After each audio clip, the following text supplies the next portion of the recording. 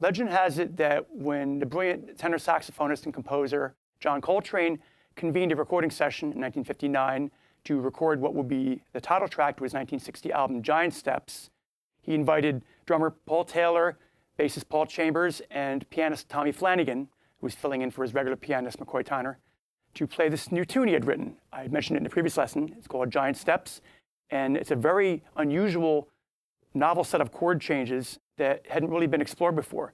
So as was usually the case back in the day and still today, professional studio musicians, you're expected to look at a chart, you get 5 minutes to look it over, and then you have to play it, and you can take a few takes and try to nail it.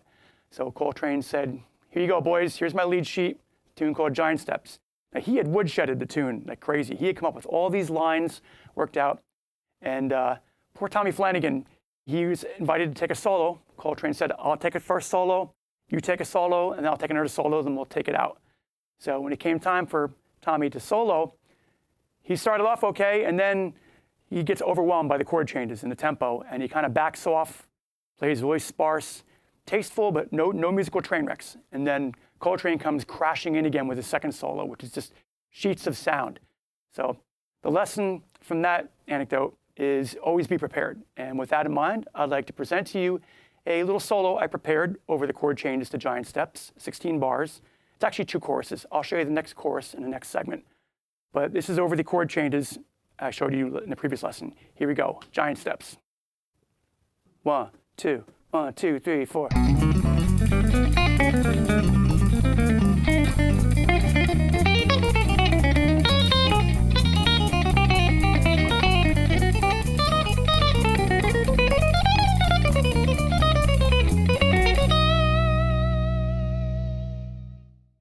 Okay, I'm using some interesting devices here.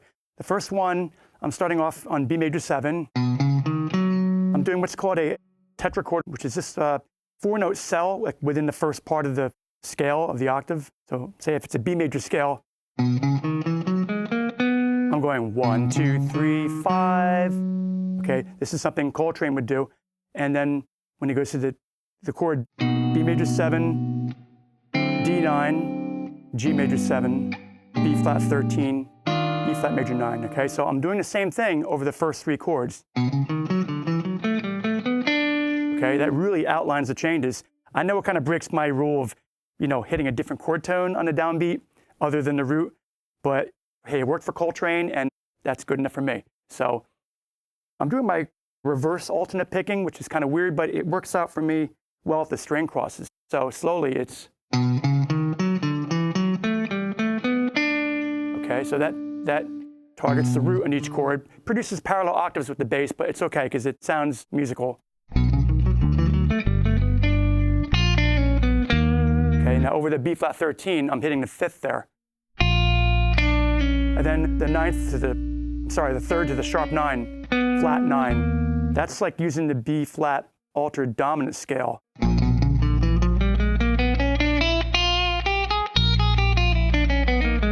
It's a B flat half whole diminished scale. And then I land right on that B flat note in bar 3, which is the 5th of the E flat major 9 chord. And then some chromatic.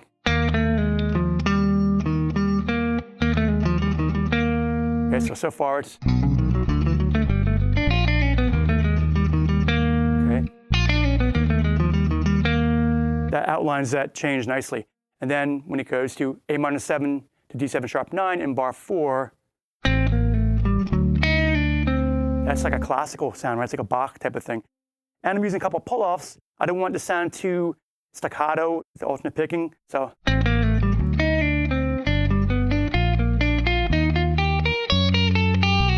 Okay, back up for a second. A minor 7, I'm targeting the 3rd C in the downbeat. But notice instead of going, that would sound too like white bread, too vanilla, right?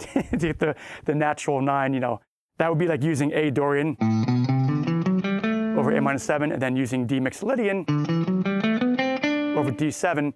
That gives you, it's a little too bright sounding, so I use the flat 9. To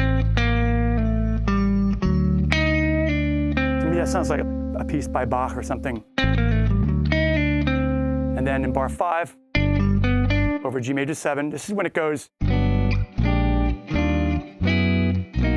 Okay, I'm using a G major arpeggio, and then a B flat major arpeggio.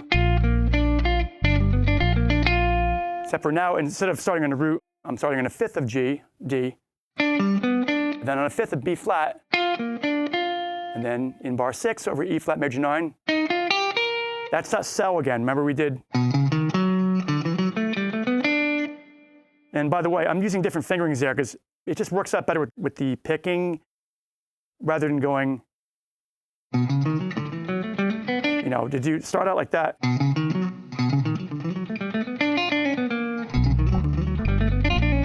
Okay, and then, so. That's in bar 6, going from E flat major 9 to F sharp 9. I'm doing this little tetrachord of E flat, and then that's over the F sharp 9. I'm using, again, the half whole diminished scale, which is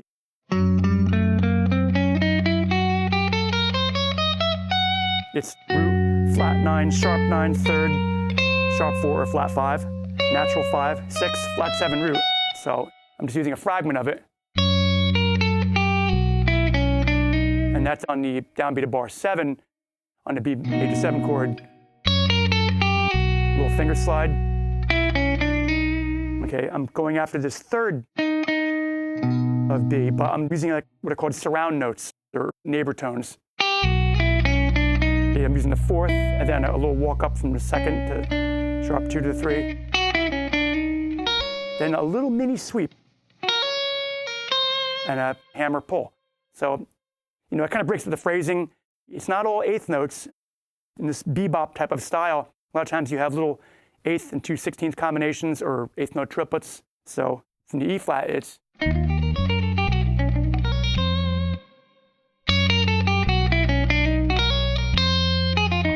See, there's a triplet. I mean, I could have just gone, but I went quarter note and then eighth note triplet. That's over F minor 9 to B flat 7 sharp 5. So what I'm targeting here is a voice leading. I'm going.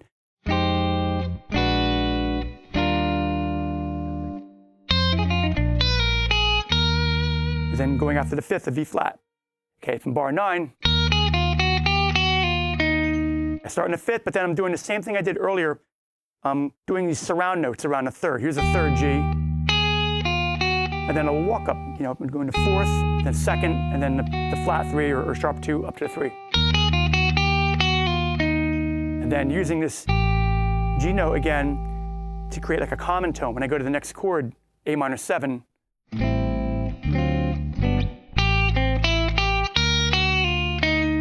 that's a nice tense sound. I'm getting this A minor 7 to D7 sharp 9, sharp 5, or flat 13 on top. And then that targets the fifth of G in bar 11. Now, interestingly here, I'm using that tetrachord cell again. 1, 2, 3, 5. But I'm starting on the fifth of G, which is D. So it's actually giving me, over a G root note, it's giving me the fifth, sixth, seventh, major 7th, 9th. And then I do 1, 2, 3, 5. So. And then in bar 12, okay, I'm going after the closest chord tone I could find for the next chord, C sharp minor 9. Remember, it goes C sharp minor 9, F sharp 7 sharp 5 to B flat major 9. So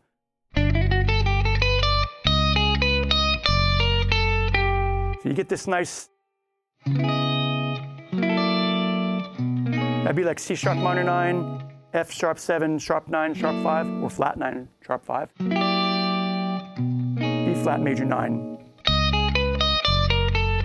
And then that's from the F sharp diminished whole tone scale, also known as the F sharp super Locrian mode, which is G melodic minor starting on the 7th F sharp. So that scale would be.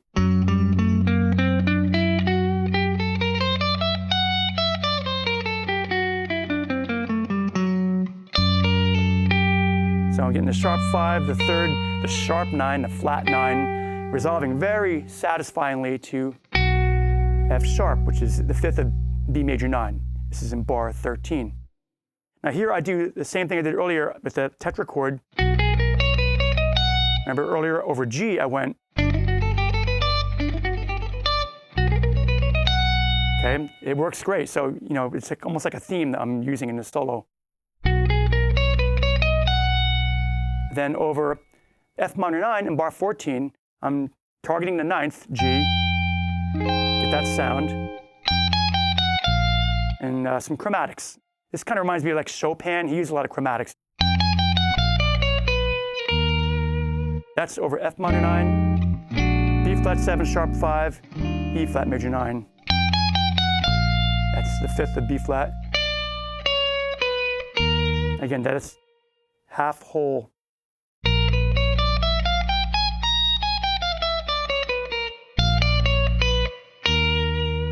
That resolves to E flat major 7 in bar 14. Now we're almost at the end here.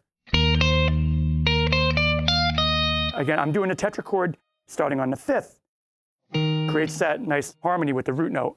And you get fifth, sixth, major 7th, 9th, root, major 7th, and a chromatic walk down. It's all about targeting a chord tone, you know, as you're kind of plotting out your course here. Connecting the dots. That's the 7th of C sharp minor 9.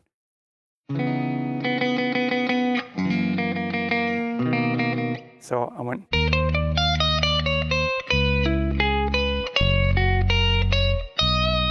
Okay, so that looks like an E triad, which I'll get into more in the next chorus, where I use triads to create upper structure voice leading. Play that over a C sharp bass note, you get that nice C sharp minor 7 sound. That's a straight up F sharp triad. Resolving very sweetly to the third of B major 7. I could have done something really out there, could have gone, or